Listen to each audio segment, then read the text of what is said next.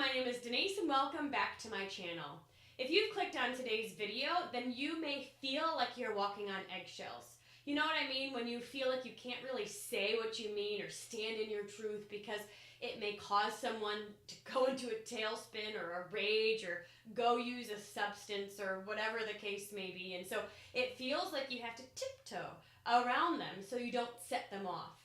Or maybe it's you feel like you're emotionally responsive to what they say and do. So if they go into a rage or go use their substance or are angry or mean or whatever the case may be, that impacts your emotions. And so you're constantly on a roller coaster based on what other people are saying and doing. And by the time we end this video, I'm going to give you one strategy to help you own your own self and let them own theirs. But before we get started, if you have not yet, please subscribe and click that notification bell so you're notified every time I update a video. Okay, so this strategy comes from the Success Principles by Jack Canfield. And this is probably one of my favorite principles in this book. If you have not read this book, I recommend doing so. It changed my life in a lot of different ways. You know, when you create new brain cells, like you learn something new, those aha moments, that's what I call them. That's what happened to me a lot in this book. And the first principle is what we're going to talk about today, and it's take 100% responsibility. Now, I know when I say that, most people's first reaction is like, boring. Like, how, seriously? Yeah, sure, whatever. But really, hear me out. Okay, so take 100% responsibility. So if I'm taking 100% responsibility for my life, my thoughts, my financial situation, my emotions, my reactions, my goals, my relationships, if I'm taking 100% responsibility, then I have to give up three things. There's three things that can't happen if I'm taking responsibility. The first one is blaming. I cannot put the power in someone else's hands.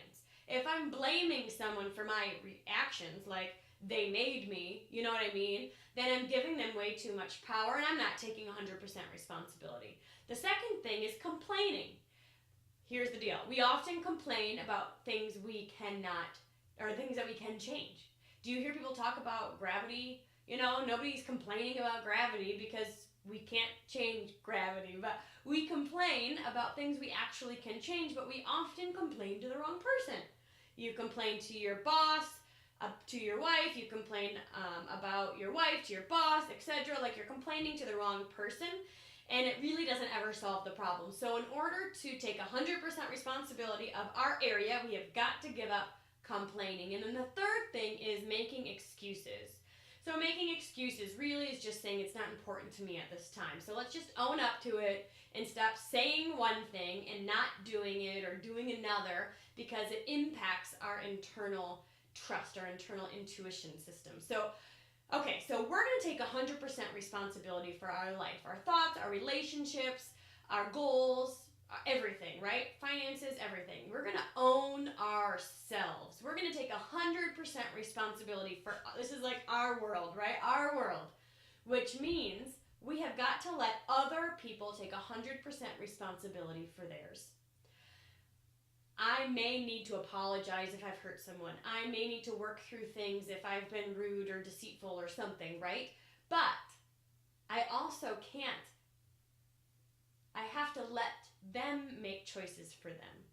You know, when you feel like you're all too powerful and you blame yourself if they run off and do something silly, we can't put that on ourselves because just like I'm taking 100% responsibility, I have got to let them take 100% responsibility, which means their actions, their thoughts, their goals, their financial situation has to be on them.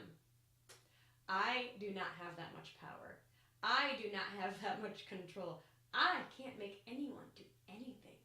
All I can do is own my side of the road and let them own theirs, which again just means that I own my truth, I speak my truth, and how they respond is up to them. So the strategy here is to own your own stuff and clean up your yard, as they say. If you don't like something about your own life, you have the ability to change it, to make a difference, to change something in your own space so you become grateful, powerful, loving, all the things you want to be.